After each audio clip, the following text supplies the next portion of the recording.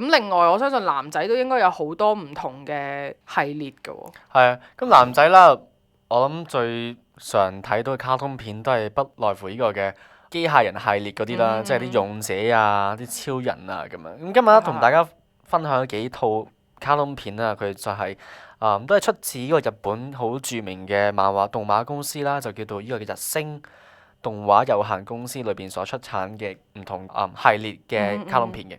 咁其實裏邊最出名啦，其中有一個系列就叫做藍光人系列。咁藍光人系列其實係啲乜嘢嚟嘅啫？只不過係又係一啲機械人嘅卡通片嚟嘅。咁但係咧，佢只不過係通常第一集嘅時候啦，都會有話啲奸角話要破壞地球，跟住突然間就會有一個藍光人出咗嚟，就同呢班小朋友講：好，我哋要將保衞地球嘅任務去交俾你哋小朋友。咁樣跟住從此之後咧，嗰啲小朋友咧就得到啲神奇嘅力量啦，跟住可能有唔同嘅錶啊、襟章啊，跟住就可以召喚啲機械人出嚟去保衞地球嘅。咁所以咧，其實好緊，因為其實呢個間日升公司佢哋旗下呢個嘅藍光人系列咧最出名嘅3套卡通片啊，我諗相信好多人都熟悉㗎啦。呢個咧就係第一套就係1991年所播放嘅絕對無敵。第二套就係下一年1992年嘅元氣小子。跟住1993年嘅熱血最強。咁呢3套卡通片咧，其實都係同一個 series， 都係 under 呢個嘅藍光人。即係你見第一集啊，都係一定會有呢個嘅藍光人呢個類似 E.T. 外星人咁嘅樣走出嚟，同啲小朋友講：哦，保衞地球重任就交俾你哋啦。咁你哋就可以每一集啦，就可能有唔同奸角啦出嚟啊，跟住啲小朋友啦就要召喚啲機械人去打爆佢哋咁樣。啲被揀選嘅小朋友。冇錯啦。同埋開頭嘅時候，我諗最特別咧就係你見到佢哋當有壞人出嚟嘅時候，佢哋要召喚啲機械人啦。佢哋咧就會喺學校將呢個學校差唔多拆散晒成個學校咁滯。爆學校啊！啲機械人咧就喺學校裏邊嘅地底啊，或者可能收埋咗喺籃球場下面啊、游泳池下面啊，跟住就會召喚啲機械人出嚟咁樣。好奇怪呢啲，成日都喺度諗到底佢哋唔係 first of all 點解你可以相信一個外星人突然之間同你講嘢，成個人發晒光嘅時候，你會相信佢俾好嘢你嘅咧？即係同美少女戰士有少少唔同嘅，翻去少少。美少女戰士通常啲外星人都係衰人嚟嘅。但係呢個系列就唔係，呢個系列嘅藍光人啦，全部都係好人嚟嘅。係啦，就係好神奇喎！呢個真係男仔呢個藍光人女仔佢話係依個保衞地球嘅勇士，跟住因為有啲緣故，咁佢自己就唔可以再做啦，就將個任務就託付俾其他人咁樣。即係佢吞泡，諗住要休息下先，跟住就俾個波你啦。冇錯。咁但係呢個佢當初做呢個系列嘅時候啦，都係 mainly 去 target 翻當時嘅小學生啊，因為嗰啲主角啦，全部都係喺學校裏邊，可能都係小學生嘅年紀咁樣。咁我諗嗰陣睇嘅時候更加有共鳴咯，即係你見到間學校會變過，唔知自己間學校會唔會變嘅咧？咁上緊堂嘅時候喺度睇住個牆幾時到我咧？咁樣個牆幾時開窿咧？真係同埋見到啲學校咧，即係你諗都諗唔到，原來啲學校可以咁樣改裝成為機械人嘅基地咁樣咁。係啊，其實都幾特別嘅。我又覺得如果你諗下，有時你知道細個嘅時候咧，啲小學生咧或者中學都有，永遠就話學校唔知邊度有啲地底密室啊、鬼故啊啲咁樣噶嘛。咁可能呢個其實都滿足到小朋友探險嘅嗰個心理。咁就我相信可能嗰陣都會搞到啲小朋友好理氣，即係啲老師好理氣啊！啲小朋友會係咁喺度捐窿捐罅揾下個機械人喺邊。成日幻想自己會唔會係主角，要保衞地球啊嘛！你佢個藍光人喺邊？係啊，幾時到我藍光人幾時出嚟啊？係召喚啊！而家有藍光碟嘅你可以用住先。咁呢個咧就係其中一個系列啦，藍光人系列。咁除咗呢個之外咧，另外一個啦，亦都係好出名，就係勇者系列啊。都係呢間公司所出產嘅。咁勇者系列啦，旗下啦全部嘅卡通片啦都有勇者呢兩個字嘅。係啊。係啦。咁有啲咩勇者咧？嗱，最早期嘅勇者就1990年呢個叫勇者凱撒。跟住之後就到呢個太陽勇者。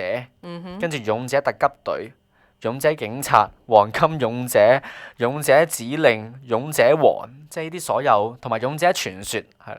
咁所有呢啲勇者系列啦，全部都係又係一班要保衞地球嘅年輕人啊，跟住佢哋可能要同一啲唔同嘅勇者去聯手去保衞地球咁樣啦。好多勇者啊，真係！如果夾埋我哋數翻先，1、2、3、4、5、6、7、8、9個係嘛？有9個10個咁樣咯。係咯，9個哇！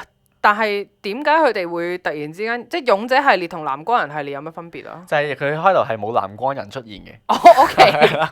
我就係咁啫。即係藍光人係第一集嘅時候出嚟就叫你哋班小朋友去保衛地球，咁、哦，但係啲勇者咧就係一開頭第一集已經 automatically 俾人設定咗佢哋要保衛地球咁就係㗎啦。哦，即係可能佢勇者系列就 cut 咗前面嗰段藍光冇人，錯啦。就冇話俾你知嗱，其實呢班人係冇有嘅，但係佢冇講出嚟㗎嘛。或者可能有啲係第一集嘅時候已經可能 set 咗佢哋呢個地球呢個嘅警察嘅部門啊，有呢啲嘅機械人可以負責去做唔同嘅 action 咁樣可以。哦，咁即係呢一堆咁嘅勇者系列，咁即係應該都係機械人啊，特別多嗰啲變身咁樣，會唔會變身㗎呢個？好多都係變身，有啲你會見到係由一架車開始變咯。我唔知係咪因為當時可能出咗呢個變形金剛嘅關係咁樣啦，所以可能見到變形金剛嘅時候，佢日本嗰啲卡通片啊，全部都會由一啲唔同嘅汽車啊，就轉變成一啲機械人咁樣。咁之後機械人咧就可以合體。就可能2-3個機械人啦，就會合體變成一個好大嘅機械人咁樣。哦，我細佬都有睇頭先你所講藍光人系列同埋勇者系列嘅嘢嚟。我諗呢啲都係男仔差唔多必睇嘅卡通片嚟。因為佢睇嘅時候，我都要跟住睇。一齊睇咁樣，我都係我阿哥睇嘅時候都喺佢隔離一齊睇。一路跟住嚟睇。我估唔到變形金剛咁大影響喎。佢都因為變形金剛係阿 Bumblebee 啊嗰啲咁樣最出名大黃蜂啊。係咯，好犀利㗎嘛！佢哋嗰啲，我估唔到咁犀利喎，原來。係啊，同埋咧呢啲勇者嘅卡通片啦，即係變身啊、機械人啦，令到當時啲家長都好頭痛嘅就係你見到商場啊、啲玩具部啦，全部都已經擺設晒啲所謂勇者卡通片嘅啲機械人喺度，俾啲小朋友希望佢哋買咁樣。哇！咁我當初啦都曾經忍唔住要嗲下阿媽阿爸，希望可以買幾副俾我咁樣。咁啊係啊，其實我以前美少女戰士嘅時候，我都好想有嗰個魔法權杖嘅。係咪啊？嚇！咁即係嗰個殺敵人咁樣，或者我想要佢所有嘢都係要美少女戰士。冇錯。我試過係筷子係美少女戰士啦，個碗係美少女戰士，個碟都係美少女戰士。哇！跟住之後嚟咧就咁啱就有個 auntie 咁就送咗支魔法權杖俾我，咁啊第二代嘅魔法權杖，我想要個變身盒嘅其實。跟住後嚟咧又咁啱，因為我有個朋友咧，佢就比較有錢，同埋佢媽咪就比較買得多少少嘢俾佢嘅，咁佢就會有個魔法權杖啦，有個聖杯啦，即係嗰啲全部嗰啲係首飾盒啊嗰啲，全部嗰啲武器有齊晒。跟住我同埋有個。嗰陣係我哋女仔就會有芭比系列，即係嗰啲公仔咁樣咧，跟住就會有呢個美少女戰士嘅芭比咁樣咯。哦，係啊！好靚㗎！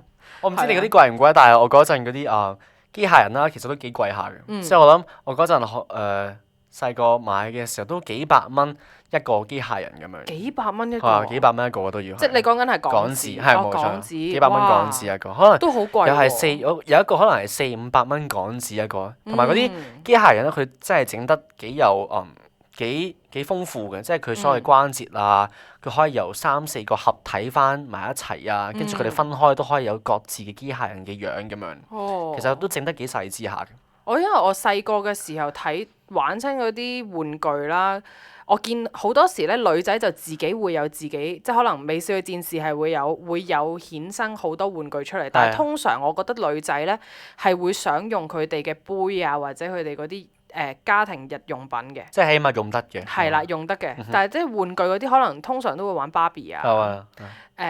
或者可能有少少嗰啲玩具屋啊、煮飯仔啊，即係女仔嗰啲好似冇咁多，但係我覺得男仔好似要用嘅錢好似多過女仔咁樣。即係好不切實際嘅啫，我哋買完翻嚟之後，可能玩一兩嘢啦，跟住下個卡通片一出嘅時候，就會買下一個卡通片嘅嘢。係啊，你哋係追好多嗰啲㗎。追唔晒嘅已經係。係啊。頭先勇者系列都有成9個、10個。因為我記得我以前我細佬都有個勇者系列嘅嗰啲玩具嘅。依家都唔出奇嘅，就算你冇玩嗰啲玩具，你一定都睇過其中一套勇者系列卡通片，因為實在太多啦已經係。咁你頭先講到勇者啦，咁我就諗起有一套卡通片啦，就係我都好中意睇嘅，無論大人小朋友，我後期到大個咗之後，我都會再想睇翻嘅一套啦，就係呢個叫《咕嚕咕嚕魔法陣》嘅呢一套。呢一套咧，佢本身入面個男主角個角色就叫勇者仁傑。勇者。係啦。又係勇者系列。佢又未去到係勇者系列，佢係比較搞笑啦、冒險啦、幻想啦、魔法同埋戀愛嘅，即係佢都幾包羅萬有嘅呢一個。唔同形式都有。係啦，咁佢個角色入面咧，佢有女主角，佢係一個魔法使用者，就係一個魔女咁樣。咁佢係黑暗族裔米古族嘅遺裔啊嘛，係 Migu 嚇。咁佢個角色咧係負責即係黑暗嗰邊嘅，但係佢係好嘅角色嚟嘅，即係佢係忠嘅。然之後佢個頭先所講嗰個勇者仁傑咧就係光明族裔嘅。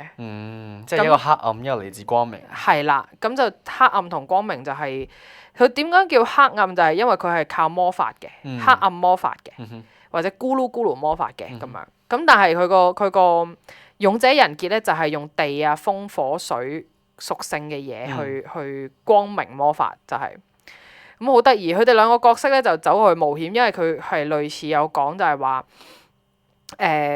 因為個魔王咧就再次復活，咁佢哋就想去合力將呢個魔王封印咗佢。係啦，通常嗰啲角色都係咁，魔王復活就係要封印佢㗎啦。一出嚟嘅時候就又要冚翻住打壞佢或者封印佢。係啦，通常都係咁樣嘅。咁佢就去冒險咯，咁就有少少好多，佢會遇到好多唔同嘅人，咁然之後佢每一個人咧就會有一個即係好好笑嘅故事出嚟嘅。例如可能最出名就係一個吉他他老伯。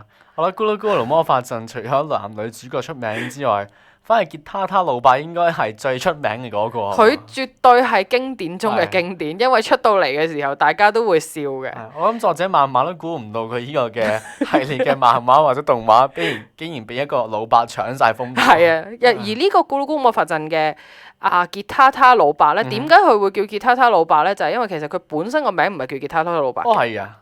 佢本身個名咧係叫，即係如果以翻日本嘅嗰個譯名啦，就係呢個艾德柏傑安德魯。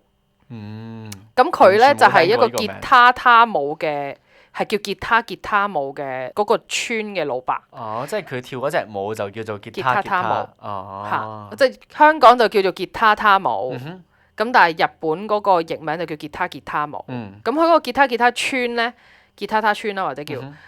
就係本身呢個舞蹈咧係俾一啲後生女跳嘅，咁但係後嚟咧佢就因為逐漸嗰條村就唔生女啦，即係冇女啦，咁就變咗冇女彈。咁佢初頭呢一個舞咧係會令到好多觀光嘅旅客走過去佢條村，其實好慘嘅佢個角色，係啦，好靚嘅初頭，本身啲女仔跳得好可愛咁樣嘅，但係越嚟越冇女，啲人唔生女啦，咁就變咗咧。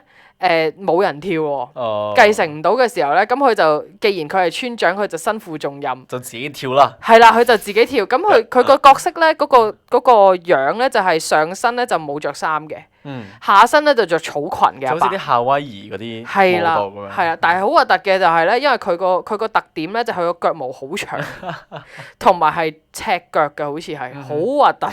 我最記得佢每一次跳嘅時候都俾阿勇者或者阿魔女打飛噶嘛，係嘛？魔女係覺得好怕醜地會想揼佢咯，即係佢一出嚟一陣啦，就俾人打飛咗咁。係啦，係好好笑嘅。咁另外佢仲有個精靈嘅，咁就係佢個響度嚟嘅。咁佢就對肉麻好敏感，佢叫吉布爾。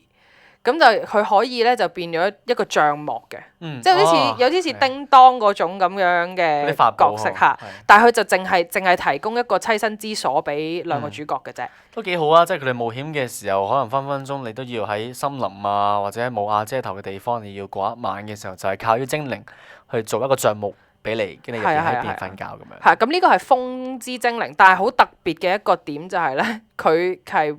即係呢個精靈咧，佢個樣已經係有啲奇怪㗎啦。佢白色個圓圈側邊有兩坨嘢，紫色嘅嘢咁樣，跟住佢就着住個藍綠色嘅斗篷嘅。咁但係當佢轉咗斗篷之後，你望上去上面咧，佢就係你就會見到佢喺上面，但係咧你就會見到佢着住條嗰啲日本打摔角嘅嗰個兜襠布喺嗰度嘅，就係佢哋嘅習性嚟嘅。咁所以其實呢套嘢係好好笑嘅。我相信大家如果大家有興趣嘅話，都可以揾翻。我相信應該都會有繼續，即係但係佢係好似得2季嘅啫呢一套嘢。即係唔係好長嘅啫。係佢同埋佢冇真係完結咁樣，佢永遠都係話即係佢哋嘅冒險歷程係會繼續落去咁樣咯。咁所以呢一套嘢我都係好中意嘅一套卡通嚟嘅。我諗呢套卡通片絕對可以勾起大家聽眾嘅童年回憶。係啊，即係你一聽到咕嚕咕嚕魔法陣啊，即係佢首歌啊，吉他他老伯啊，你一定都勾起你嗰陣睇嘅時候嗰啲片段。係佢嗰首歌嗰陣，當年喺香港嘅時候係阿滕麗明唱嘅。嗯，嚇咁而頭先美少女戰士嗰首歌咧，就係周慧敏、湯寶如同埋黃興平。我聽嘅時候都係已經係即係最出名都係周慧敏周慧嗰首主題曲敏係咯，。但係因為佢哋係咩你快跪下，係啊噠噠噠噠噠噠噠嗰個咧係3個人唱嘅其實嚇，咁就係模仿月野兔，即係嗰3個主要角色三個主角月野兔、水野亞美同埋火野麗嘅嗰3個角色咁樣咯。嚇咁而咕嚕咕嚕魔法陣滕麗明嗰個就係比較似係真係唱歌咁樣咯，佢唔使模仿咯，因為始終年代唔同啦。而咕嚕咕嚕魔法陣咧，佢哋出嗰個年代咧，就係第一部係1994年嘅動畫嚇，咁其實佢都係出2季嘅啫，咁佢有劇場版1996年嘅。